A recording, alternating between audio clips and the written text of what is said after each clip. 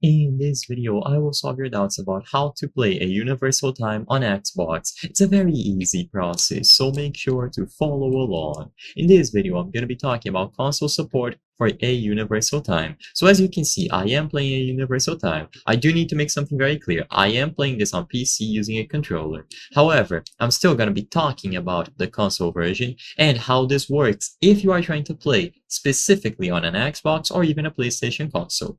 So you will be able to join the experience like any other. So you go into the main menu of Roblox, you look for a Universal Time, and you join. There's no secret to this. The problem is when you actually get inside of the game and you are trying to use abilities and do all sorts of interactions. A lot of buttons are going to be limited. So even though you can browse through menus using the select button on your controller, you can go ahead and choose quick join. As you can see, I can highlight the option here. A lot of buttons are not going to be bound. The easiest way to play on Xbox is to connect a keyboard and mouse. So if you have a USB keyboard and a USB mouse available, I would highly recommend just connecting them and using them instead.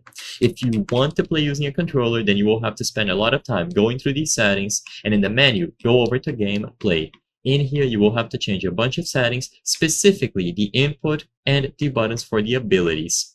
If you change all of these to proper controls and proper buttons, you will be able to play it using only your controller. But like I said, this is very limited and I wouldn't recommend this at all. Connecting a keyboard and mouse is by far the best option, so all that you would have to do in that case is to join the experience and then connect the keyboard and mouse, and you will be able to play as normal, moving around, pressing all of the buttons, using your abilities, and so on.